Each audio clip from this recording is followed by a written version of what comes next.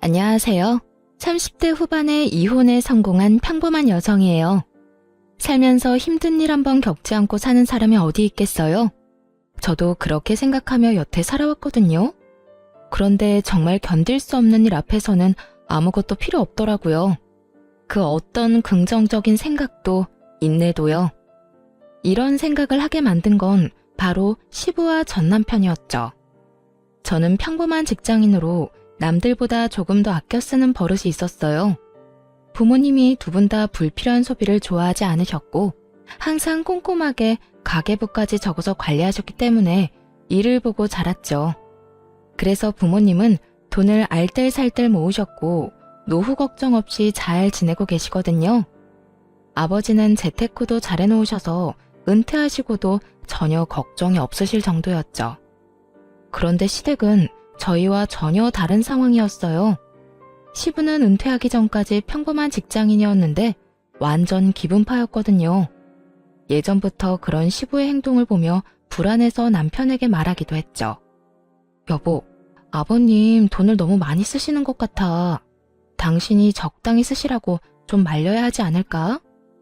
오죽하면 며느리가 시부의 소비 습관에 대해서 이렇게 말했겠어요. 그런데 정말 다른 사람들에게 과시하기 위해 번 돈을 족족 다 쓰셨거든요. 괜찮아. 아버지도 다 생각이 있으시겠지. 아무 생각 없이 저렇게 돈 쓰시지는 않을 거야. 반면 남편은 불안하지도 않은지 항상 저를 위로하면서 이런 말을 했죠. 노후를 다 대비해 놓으셨을 거다. 괜찮을 거다. 아들이 그런 말을 하니 저야 믿을 수밖에요. 그런데 걱정은 시부가 은퇴를 하고서 더 커지기 시작했어요. 월급은 이제 더 이상 나오지 않는데 시부의 지출은 여전히 거대했거든요. 시부는 허언과 허세가 있었는데 부자처럼 돈을 쓰려고 했어요. 제일 어이가 없었던 건 외식을 할 때였어요. 시부가 한 달에 몇 번이나 외식을 하자고 하는데 그것도 항상 비싼 코스 요리집이나 장어, 참치횟집 이런 곳만 고르는 거예요. 물론 돈 없다고 그런 곳을 못 가는 건 아니죠. 그런데 그런 곳에 가서 하는 행동에 더 큰 문제가 있었거든요. 그런 고급 음식점은 서비스가 좋을 수밖에 없잖아요. 그런데 시부는 꼭 가게 직원들에게 돈을 쥐어주더라고요. 현금을 5만 원짜리를 턱턱 쥐어주고는 팁이라고 아가씨 참 잘해서 주는 거라며 항상 그런 식으로 인심이 후한 척을 했거든요. 게다가 은퇴 후 식사비는 정작 우리가 내는데도 그런 식으로 직원들에게는 본인이 꼭 돈을 주며 주변 사람의 시선을 즐기곤 했어요. 돈이 많아 보여서 잠깐의 부러움이야 살 수도 있겠지만 그게 정상적인 일인가요? 우리 수준에 맞지 않는 일이라고 생각했어요. 한 달에 한 번 가서 즐기기도 어려운 곳에 매주 주말마다 가서 돈을 쓴다니요. 게다가 나중에는 그 팁으로 주는 돈도 남편 주머니에서 나갔거든요. 그래서 하루는 시부에게 마음 단단히 먹고 말했죠. 아버님, 앞으로 이렇게 호화로운 음식점은 자주 못 올 것 같아요. 드시고 싶으신 게 있으면 집 근처 저렴한 맛집도 있으니 그쪽으로 모실게요. 시부가 장어를 먹고 싶다고 해서 단골 장어집에서 먹고 돌아오는 길이었어요. 그날도 어김없이 시부는 가게 직원에게 10만 원을 쥐어주었죠. 왜 우리가 여길 자주 못 와? 너희 그만큼 능력 안 돼? 그런데 싼 집은 싼값 한다는 거 모르진 않지? 너희가 지금껏 여기서 맛있는 장어 먹을 수 있는 건 다 내 덕분이었잖아. 그러면 이제는 나도 너희 덕 볼 때도 됐지. 왜 너희 마음대로 가게를 바꾼다 만다야? 아버님, 저희도 좋은 곳 자주 오고 싶죠. 하지만 아버님 은퇴하시고 이제부터는 저희가 음식값 내야 하는데 이 사람도 그렇고 저도 그렇고 돈 펑펑 쓰면 쓸 만큼 모으지를 못해요. 앞으로 2세 계획까지 있는데 나중에 진짜 고생할 거예요. 최대한 이성적으로 말했지만 시부는 화만 냈어요. 야, 우리 아들이 돈 벌어서 우리한테 쓴다는데 네가 왜 옆에서 난리야? 너는 너희 집에나 잘해. 우리 집 일에 끼어들지 말고. 결혼했는데 내 집, 네 집이 어디 있어요. 양가 부모님 모두 평안하셔야 저희도 마음이 편하죠. 그리고 제가 이런 말하는 거 마음에 안 드실 수 있지만 지금 남편이 얼마나 급하면 저한테 돈을 빌려달라고 하겠어요? 그래서 너는 시아버지한테 돈 주는 게 그렇게 아깝디? 그래서 지금 여기 와서 이 난리 피우는 거야? 식사 잘하고 기분 좋게 나왔는데 땅바닥에 처박으려고?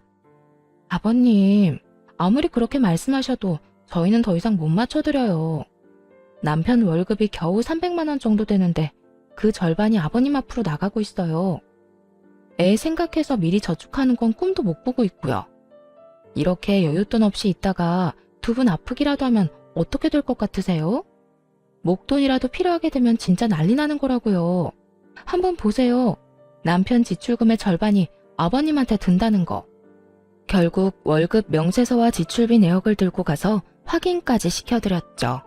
그렇게 하면 시부가 고민하는 척이라도 할 거라고 생각했는데 전혀 아니더군요. 시부는 도리어 더 화를 냈어요. 이딴 거 왜 보여줘? 자식이 부모한테 돈 쓰는 건 당연한 거지. 내가 돈 쓴 만큼 너희도 돈 쓰는 게 그렇게 아깝냐? 이래서 자식 키워봤자 헛수고라니까. 네, 그간 아버님 덕분에 비싸고 좋은 곳 많이 간 것도 사실이죠. 하지만 저희가 가고 싶다고 간 건 아니잖아요. 그리고 분명히 말씀드렸어요. 제발 소비를 좀 줄여달라고요. 이대로라면 아버님이 쓰시는 돈 저희가 고스란히 드려야 하잖아요. 그러니 걱정돼서 이런 말씀 드리는 거예요. 은퇴한 부모님께 자식들이 돈 쓰는 거 당연하다고 생각해요. 그런데 아버님은 딱히 필요 없는 곳에 돈을 낭비하시잖아요. 필요 없는 곳? 넌 내가 남들 접대하고 너희들하고 좋은 음식점에 오는 게 필요 없다고 생각하냐? 네, 근처 맛집만 가더라도 이렇게 비싸지는 않아요, 아버님. 그리고 오늘도 보세요. 모두가 아버님처럼 직원한테 돈 주는 거 아니에요. 우리나라가 팀 문화가 있는 것도 아니고요. 직원들이 우리한테만 눈에 띄게 더 잘해준 게 있나요? 그렇지도 않은데 아버님은 괜히 돈 쥐어주시고 그 사람이 고맙다고 하면 기분 좋아하시잖아요. 지금까지는 이야기하기 조심스러운 부분이라고 생각해서 참았지만 이제는 은퇴하셨으니까 저희 생각에 따라주시면 좋겠어요. 너는 그럼 팁 주는 게 아까워서 지금 나한테 이딴 소리나 하는 거냐? 나더러 질 떨어지는 가게나 가서 급 떨어지는 인간들하고 같이 식사하라고? 아버님, 같이 즐겁게 식사하는데 질이랑 급을 왜 나누시나요? 중요한 일이 있으시면 좋은 곳에 가실 수도 있죠. 그런데 아버님은 별일이 아니더라도 꼭 그런 곳에서 식사하고 돈을 내시잖아요. 보세요. 여기 남편 카드 명세서. 아버님이 쓰신 돈 메워놓느라 다른 곳에는 돈을 못 써요. 시부와의 대화는 다람쥐 쳇바퀴 돌듯 같은 자리에서 뱅뱅 돌기만 했습니다. 시부가 일할 때도 못마땅해서 남편에게 몇 번이나 얘기를 했었는데 은퇴 후에도 이렇게 돈을 쓰는 걸 보니 미치겠더라고요. 저 상태로 시부가 늙으면 그 돈을 부담해야 하는 건 다 우리잖아요. 게다가 자식이 많은 것도 아니고 아들 달랑 하나뿐인데 그 아들에게 모든 노후를 짊어지도록 만드는 시부가 전혀 이해가 안 됐어요. 그렇지만 아무리 말해도 귀등으로도 듣지 않고 의견을 굽히지도 않더군요. 그래서 시부에게 최후의 방법을 쓰기로 마음먹었어요. 아버님, 이것까지는 말씀 안 드리려고 했는데 이 사람 지금 빚까지 지면서 아버님 돈 갚고 있어요. 무려 제 친정 아버지께요. 친정이라는 단어는 정말 말하고 싶지 않았어요. 생색 같은 거 내고 싶은 마음도 없었고 부담을 주고 싶은 것도 아니었어요. 그저 시부를 멈추게 하기 위해 약점을 건드려야겠다는 생각뿐이었죠. 그건 역시 저의 친정, 시부가 가장 싫어하는 단어였어요. 시부와 친정아버지는 같은 지역 출신으로 서로의 지인을 많이 알고 있었거든요. 결혼 전에도 건너 알 정도로 지인이었는데 결혼하면서 사돈이 된 거예요. 친정아버지는 동네에서도 소문난 알부자였고 시부도 그걸 알고 있었어요. 그렇지만 아버지도 저도 과소비나 낭비는 절대로 하지 않는 사람들이었어요. 그래도 돈을 써야 할 때는 아끼지 않고 쓰는 편이었죠. 시부는 그런 친정아버지에게 기묘한 열등감을 가지고 있는 게 틀림없었어요. 특히 이런 식으로 친정 도움을 받는 걸 정말 못 견뎌 했거든요. 결혼 후에 몇 번 친정 이야기를 했다가 시부가 정말 놀랄 만한 일을 해서 그 뒤로 친정 이야기를 시댁에서 일절 꺼내지 않았어요. 도대체 어떤 짓을 했냐고요? 친정아버지가 외제차를 사셨다고 하면 시부는 더 좋은 외제차를 샀고요. 친정아버지가 시부도 아는 지인에게 좋은 식사를 대접했다고 하면 시부는 무조건 그보다 더 비싼 곳에서 그 사람에게 식사를 대접하더라고요. 아무래도 계속해서 이러다가는 집안 뿌리 뽑겠다는 걱정이 들어서 그 뒤로는 절대 시부에게 친정아버지 얘기를 꺼내지 않았죠. 남편도 그런 상황을 알고 있었으니 걱정스럽게 말하더군요. 여보, 친정 얘기는 하지 않기로 했잖아. 다급하게 저를 말리는 남편에게 시부가 화를 버럭 냈어요. 야, 너는 차라리 대출을 받았어야지. 처갓집에서 돈을 왜 빌려다 써? 부끄럽지도 않아? 쪽팔리지도 않아? 너 능력 없는 놈이라고 여기저기 소문낼 일 있어? 아버지, 대출이자가 요새 얼마나 높은지 아세요? 그래요, 처갓집에서 돈 빌렸습니다. 5천만 원 차용증까지 써서 빌렸어요. 무이자로 편할 때 갚으라는데 그 좋은 조건 놔두고 왜 대출을 써요? 제가 돈 빌린 것도 다 아버지 때문인데. 그래서 지금 돈 적게 쓰시라고 말씀드리고 있는 거잖아요. 친정에서 돈을 빌리자고 말한 건 저였어요. 시부가 감당할 수 없을 정도로 돈을 계속 쓴다면 그 돈이 어디에서 나왔는지 알려줘서 혼쭐을 좀 내줄 생각이었죠. 하지만 남편과 제가 뭔 말을 해도 시부는 눈썹 하나 까딱 안 했어요. 그러니까 제발 돈 좀 아껴 쓰세요. 그리고 전에 드렸던 카드도 이제 못 쓰실 거예요. 유효기간 만료됐는데 재발급 안 할 생각이거든요. 그럼 내 용돈은 너희가 당연히 줘야지. 대신 매달 50만 원씩 드릴게요. 그런데 카드는 다시 못 드려요. 만약 쓰고 싶으시면 남편이 빌린 돈부터 저희 아버지랑 해결하고 나서 말씀하세요. 그 돈 온전히 아버님 때문에 빌린 거잖아요. 갚으라고 하진 않을 테니까 제발 앞으로 더 쓰지만 마세요. 그렇게 이야기하자 결국 시부가 꼬리를 내리더군요. 내가 왜 사돈이랑 돈 이야기를 해? 그것도 내 허락 없이 빌린 돈으로. 그건 너희가 알아서 해야지. 정말 더럽고 치사해서 이제 너희한테 돈 달라고 안 한다. 그러니까 앞으로 이런 선 넘는 말 나한테 하지 마라. 어디 며느리가 눈에 힘 빡 주고 시아버지를 쳐다보면서 지적질이야? 할 말이 크게 없었는지 시부가 마지막으로 투덜거리고는 집으로 돌아갔어요. 그 모습을 보면서 진짜 가슴을 쓸어내렸잖아요. 이렇게까지 했으니 좋아질 거라는 생각을 하면서요. 그런데 세상 일이 그리 만만한 게 아니더군요. 몇 달간 연락이 없어서 시부가 드디어 정신 차렸다고 생각했거든요. 시부에게 놓은 따끔한 주사가 약발을 제대로 발휘하나 보다 했는데 그게 절대 아니었다는 걸 깨닫게 됐어요. 카드를 끊고 매달 용돈을 정해줬으니 안심한 제가 정말로 순진한 사람이었더라고요. 시부는 그 이후로도 수많은 지인들에게 돈을 펑펑 쓰고 돌아다녔어요. 예전보다 더 많이, 더 성대하게 말이죠.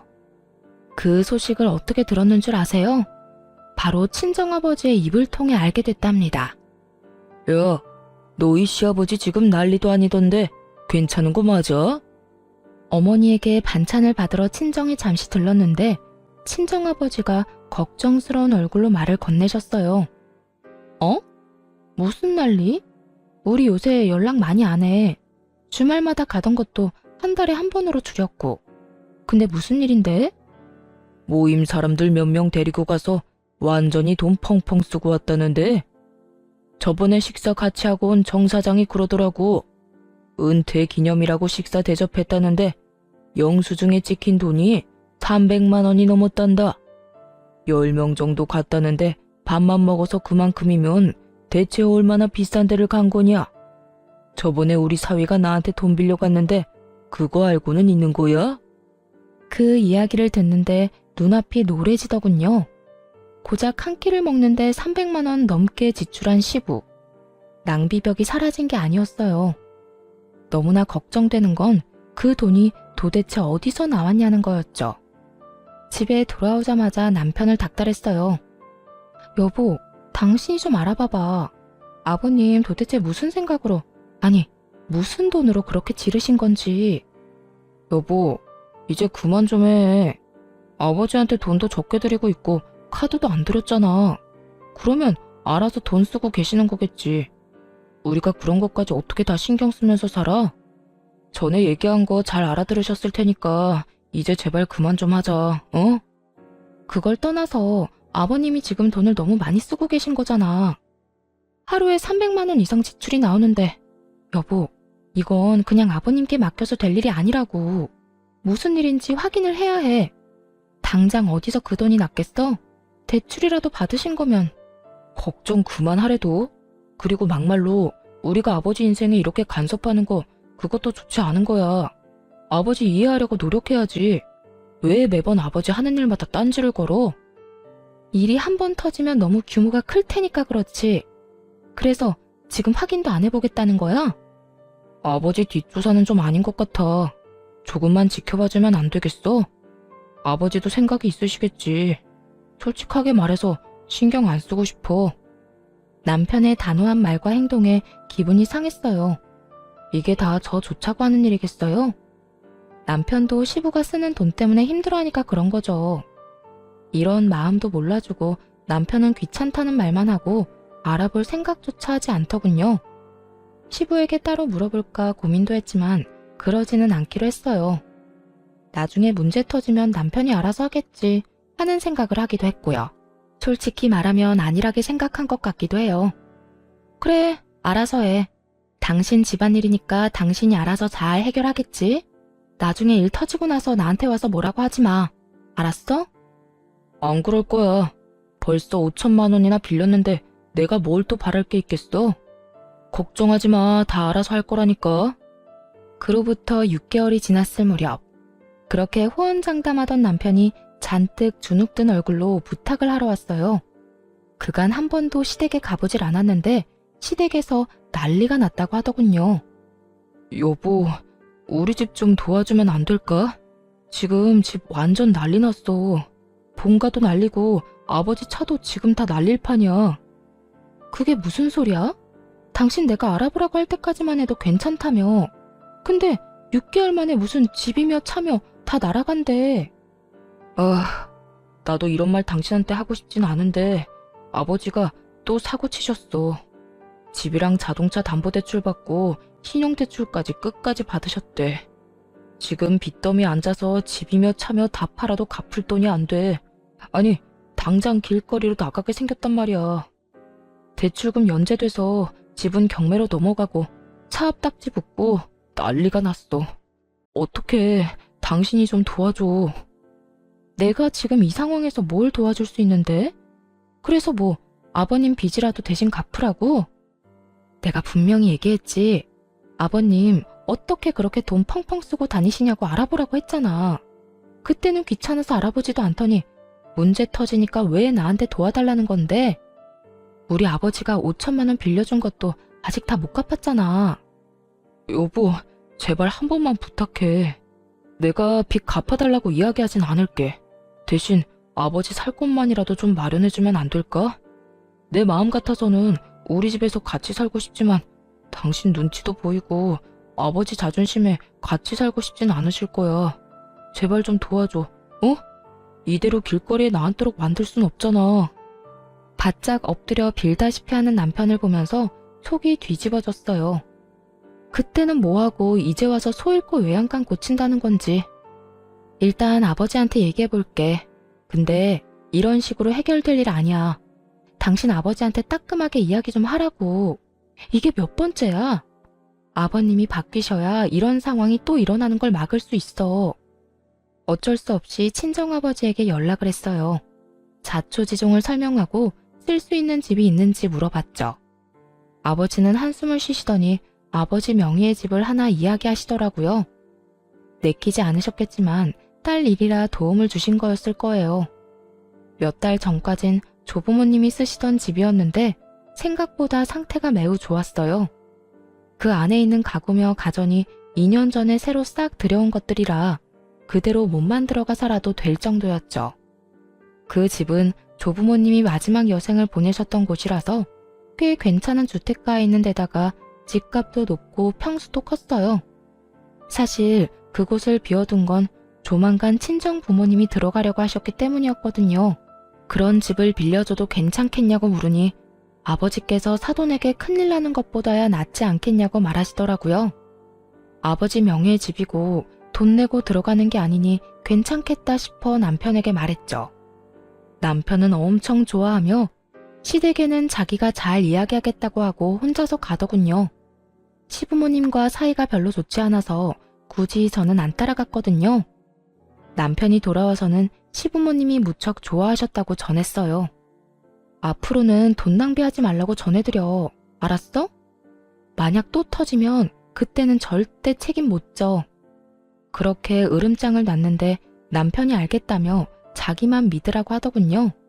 그런데 얼마 못 가 또 안 좋은 소식을 친정 아버지를 통해 들어야 했어요. 시부가 그 집으로 사람들을 엄청 초대한다는 거예요. 돈이 없으니 이제 집으로 사람을 초대하나 보다 싶었는데 어느 날 친정아버지가 화가 나서 저를 찾아왔더라고요. 바깥 사돈이 해도 진짜 너무 하는구나. 어떻게 이런 짓을 할 수가 있어? 아빠, 왜 그래요? 무슨 일 있었어요? 말도 마라. 내 지인들이 초대됐는데 그 집이 너희 할아버지 집인 거 아는 사람들이었거든. 지인들이 사돈이 많이 도와줘서 다행입니다. 라고 말 한 번 했는데 바깥 사돈이 이 집을 자기 아들이 샀다고 했다는 거야. 아닌 것 같다고 진실을 말해줘도 이렇게 좋은 집 산 게 부러워서 우리가 거짓말하고 다니는 것 같다고 했다지 뭐냐. 이게 도대체 무슨 일이야? 세상에, 시아버지가 그렇게 말씀하셨다고요? 그 집이 우리 거라는 게 거짓말이라고? 도움을 줬다고 고맙다는 인사를 받을 생각은 하지도 않았어. 너희 시아버지 쪼잔하고 괜한 열등감 가지고 있는 거 내가 잘 아니까. 그래도 힘든 사람 돕자고 한 일인데 이런 식으로 사람을 거짓말쟁이로 만들다니. 어떻게 인간이 그럴 수가 있어? 그 이야기를 듣는데 너무 어이가 없더라고요. 남편이 무슨 돈이 있어서 그렇게 큰 주택을 마련했겠어요. 누가 봐도 빌렸을 게 뻔한데 아들이 산 집이 되다니. 게다가 문제는 시부의 허언증에 저희 부모님이 거짓말쟁이가 되어버렸다는 거죠. 그래서 그날 저녁 남편에게 따졌어요. 이야기해봐. 이게 어떻게 된 일이야? 우리가 빌려준 그 집이 어떻게 당신이 사준 집이 된 건데? 여보, 그냥 그런 걸로 하면 안 돼? 지금 부모님이 거기서 살고 계시잖아. 빌려서 살고 있다고 하면 아버지도 좀 창피하시니까 그런 말을 한 거겠지. 그럼 너는 이게 괜찮아? 당신 가족이 친 사고 때문에 우리 아버지는 돈도 빌려주고 집도 빌려줬어. 그런데 지금 주변 지인분들한테 거짓말쟁이로 찍혔다고. 누가 그게 괜찮다고 했어? 거기 살고 계신 우리 부모님은 그냥 놔두자고 하는 말이잖아. 그럼 우리 부모님은 뭐가 되는데? 부끄러운 건 아버님 몫이지 우리 부모님 몫이 아니야. 진짜 실망이야. 당신이 어떻게 우리 집에 이런 식으로 해? 은혜를 원수로 갚는 것도 정도가 있지. 이건 뭐 원수가 아니라 아주 쑥대밭을 만들었잖아. 당신이 조금만 참아주면 안 돼? 아버지가 그 성격에 얼마나 눈치 보이고 답답하셨으면 그러셨겠어. 그러게, 돈을 누가 그렇게 펑펑 쓰래? 그 뒷수습은 우리 집이 다 했는데 결국 돌아오는 건 뒤통수다 이거지? 됐어. 나 이제 안 도와줄 거야. 우리 이혼해. 헤어지고 당신한테 빌려준 거 다 받아낼 거야. 그렇게 하면 우리 아버지 거짓말쟁이라는 소문도 다 사라지겠지. 여보, 갑자기 이혼이라니 무슨 소리야. 절대 안 돼. 너무 감정적으로 굴지 마. 그런 소리해서 미안해. 내가 한 사람 한 사람 다 찾아가서 오해가 있었다고 설명할 테니까. 아니, 그럴 필요 없어. 생각해보니까 이렇게 하는 게 맞아. 언제까지고 친정이 당신 집안 뒤치다꺼리 해줄 수는 없잖아. 이제 그만하자. 여기까지 해. 그렇게 이혼하자고 했지만 역시나 남편은 받아들이지 않았어요. 이혼하게 되면 빌린 돈도 다 갚아야 했고 집도 다시 되돌려줘야 했으니까요. 하지만 이미 정이 확 떨어져 버린 걸 어쩌겠어요. 마음이 초조했는지 남편이 사정하고 비는데도 바로 소송 시작했어요. 당신이 아버님 사고 친 거 수습하면 합의 이혼 정도는 할게. 그런데 수습도 안 하면 합의는 절대 없을 거야. 그리고 이혼하고 나면 내가 그 집에서 살 테니까 당신 부모님한테 다른 집 구하시라고 전해줘. 여보, 진짜 이럴 거야? 왜 이렇게 사람이 냉정해?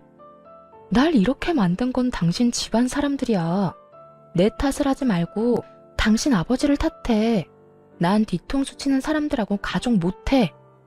결국 이혼 소송이 진행됐습니다. 그동안에도 시부모는 연락 한 번 없었어요. 하긴 생각해보면 저와는 사적으로 연락한 적이 별로 없으니 그러려니 했죠. 곧 남이 될 며느리한테 뭐라 할 말이 있겠어요?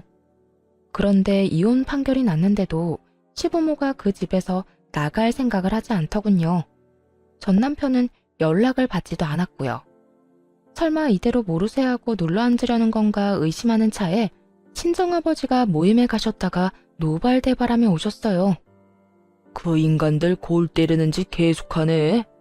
이번에는 생일잔치 한다고 우리 집에 사람들 초대했단다. 세상에, 무슨 낯짝으로 그런 짓을 해? 나가라는데도 안 나가고. 오히려 그 말을 듣고 이번이 기회라고 생각했어요. 그래서 생일잔치에 초대되었다는 분들이 그 집에 갈 때 따라갔죠. 집 안으로 들어가니 난리도 아니더군요. 전 시부 생일이랍시고 온갖 치장을 해놓고 조부모님의 텃밭마저 헤집어놨더라고요. 그리고 그곳에서 연락도 받지 않던 전 남편과 마주했죠. 당신이 여긴 왜 왔어? 내가 못 올 곳 왔어? 여기 우리 아빠 집이잖아. 나가라고 그렇게 말했는데도 안 나가더니 남의 집에서 잔치까지 해? 당신이 내 연락 다 무시하길래 여기까지 왔다. 왜? 당장 짐 싸서 나가? 그러자 전 남편이 급히 다가오더니 손을 붙들고 내보내려고 하더군요. 그때 전 시부가 나타났어요. 이게 누구야? 거짓말쟁이들 아니야? 우리 아들이 나한테 사준 집을 자기들 집이라고 우긴 사람들. 난 자네 가족은 초대 안 했는데 왜 여기 왔어? 꼴값 돌려고 왔어? 왜? 우리가 이런 좋은 집에서 사니까 배가 아픈가 봐? 전 시부는 진실도 모르면서 엄청 세게 나오더군요. 많은 사람들이 보는 앞에서 저와 친정 부모님을 욕보이고 싶었나 봐요. 주변 사람들도 아주 흥미진진하게 바라보고 있었고요. 거짓말쟁이? 아직도 그딴 소리 하는 거야? 그럴 줄 알고 나도 그냥은 안 왔지. 이거나 확인하고 이야기하자고. 그따위 종이 쪼가리가 뭐라고? 부러우면 그냥 부럽다고 말해. 여전히 말이 전혀 통하지 않더군요. 결국 친정아버지께서 경찰에 신고했어요. 예, 지금 제 집에서 사돈 양반들이 안 나갑니다. 딸이 이혼 전에 시댁에 잠깐 빌려준 집인데 나가라고 해도 안 나가네요. 전 시부는 그 모습을 보더니 그제야 의심이 든 모양이더군요. 급히 친정아버지 손에 들린 종이를 낚아챘어요. 그 종이가 뭐였냐고요? 이 집 주소로 된 등기부 등본이었죠. 거기엔 당연히 친정아버지 이름이 적혀 있었고요. 이거 거짓말이지? 야, 아들, 왜 이 집이 이 인간 집이야? 아버지, 제가 좀 이따 말씀드릴게요. 우선 사람들부터. 이게 다 뭐냐고 묻잖아. 너 설마 이 인간들 집 빌려온 거야? 너 나한테는 돈 주고 빌렸다며? 설마 거짓말한 거야? 제대로 말해보라고 이 자식아. 아버지가 먼저 잘못하신 거잖아요. 처갓집에 열등감 갖고 계신 거 뻔히 아는데 어떻게 진실을 말씀드리겠어요? 그랬으면 여기 들어와서 살 수나 있었겠어요? 뭐? 이 자식이? 저도 이 집을 그냥 빌려온 줄 아세요? 자존심 다 팽개치고 마누라 앞에서 바짝 엎드려서 빌었다고요. 그리고 제가 언제 이 집 사드렸어요? 처음에 분명히 빌렸다고 말했어요. 그걸 사람들한테 멋대로 아들이 사준 집이라고 말하고 다닌 건 아버지고요. 전 남편의 폭탄 발언에 주변에 있던 사람들이 모두 쑥덕거렸어요. 그럼 이 집이 진짜 자기 집이 아니었던 거야? 사람들한테는 자기 아들이 사준 집이라고 그렇게 자랑을 하더니 아무리 허풍이 세도 그렇지 거짓말을 하면 쓰나? 게다가 진짜 집주인을 거짓말쟁이로 모함한 거지? 최악이다. 그런데 차압딱지랑 경매는 또 뭐야? 우리한테는 집 팔고 새 집에 이사 왔다고 하지 않았어? 우리한테도 거짓말한 거지 뭐. 허풍쟁이가 거짓말 하루 이틀 하나? 자식만 불쌍하네. 아버지 때문에 처가에 빚도 지고 이혼까지 하게 됐으니. 사람들의 목소리가 커질수록 전 시부와 전 남편의 싸움도 더 격해졌어요. 제발 이제 그만 좀 하시라고요. 입만 열면 거짓말인데 제가 불쌍하지도 않으세요? 저 이제 돈 한 푼도 없이 살아요. 왜 넌 능력이 그것밖에 안 돼? 아들이 아버지 부양하는 게 당연한 건데. 그리고 처음부터 이 집이 저 인간들 집인 거 알았으면 나도 여기 안 들어왔어. 아버지를 돕지 말 걸 그랬어요. 거리에 나앉아서 구걸을 하든 말든 신경 쓰지 말았어야 했다고요. 당신 같은 작자도 아버지라고. 내가 미친놈이지.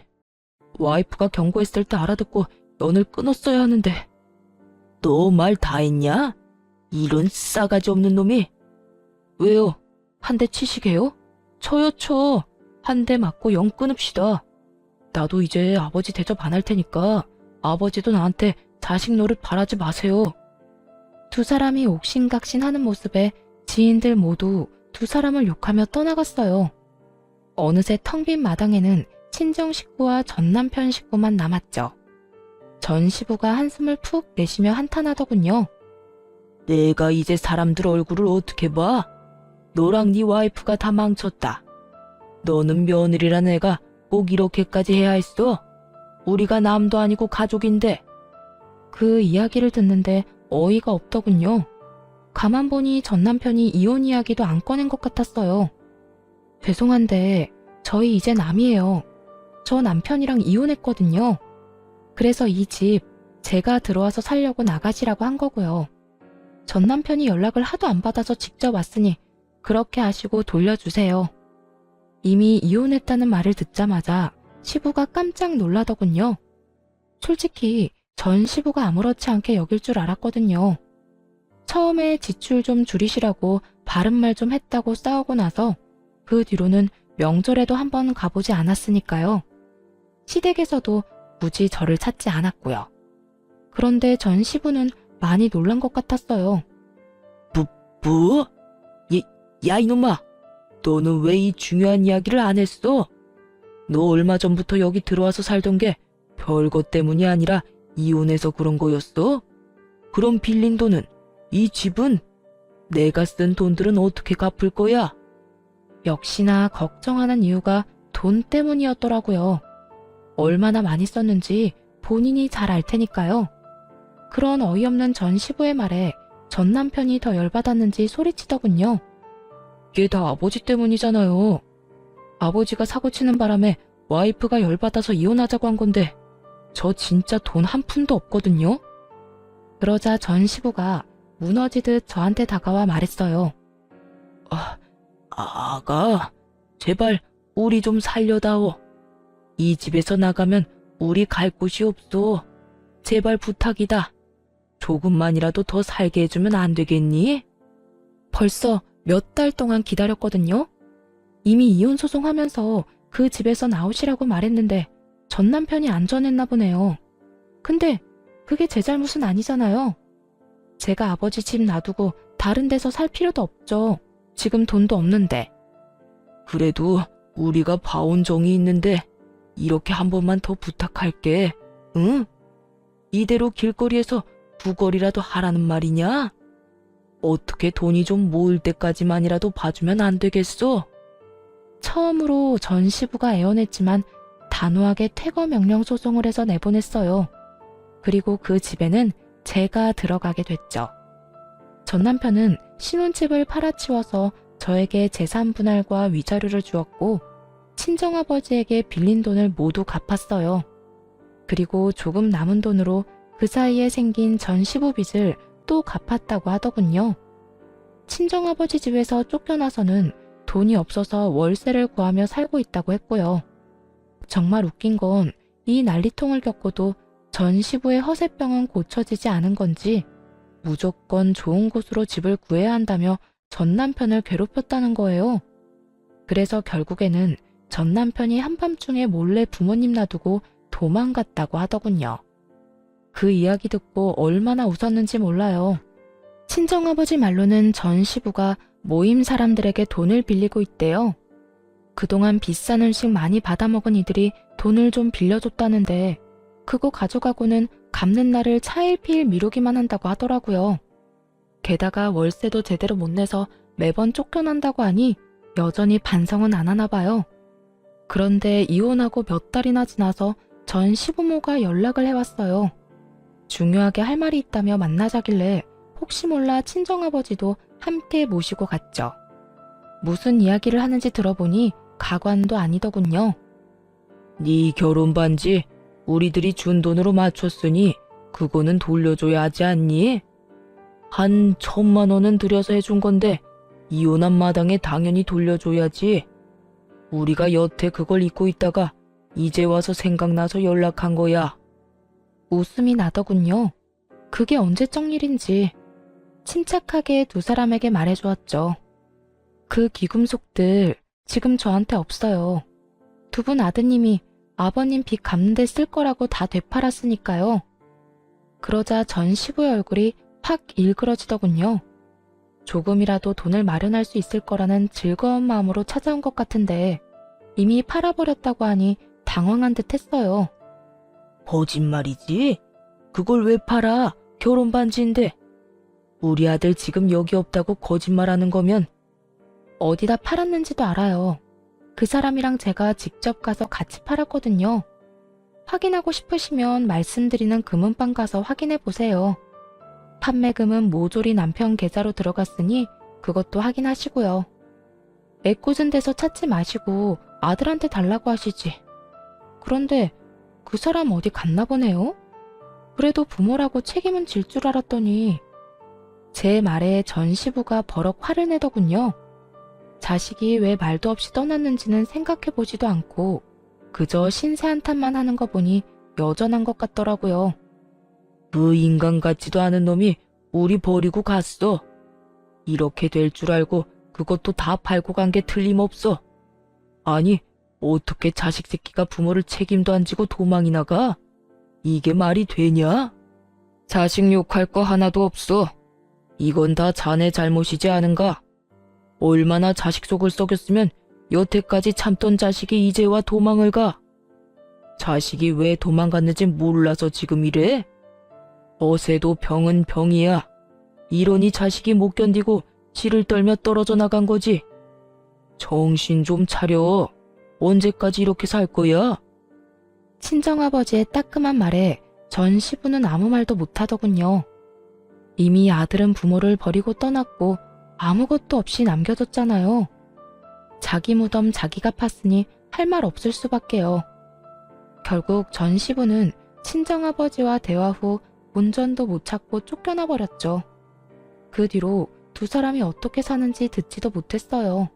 전 남편은 전 남편대로 아무것도 없이 어디서 새로운 시작을 하는지 듣지도 못했고요. 그렇게 저와의 인연은 확실하게 끊어졌어요. 사실 허세가 나쁘다고만 생각하진 않아요. 그렇지만 너무 과도하거나 분수에 맞지 않은 소비는 본인의 목줄만 죄일 뿐이에요. 가끔씩 낭비를 하고 싶을 때마다 전 시부를 떠올리며 아껴 써야겠다는 생각을 해요. 그러면 절대 그렇게 되지 말아야지 다시 한번 스스로를 점검하게 된답니다. 긴 글 읽어주셔서 감사합니다. 모두들 행복한 하루 되세요.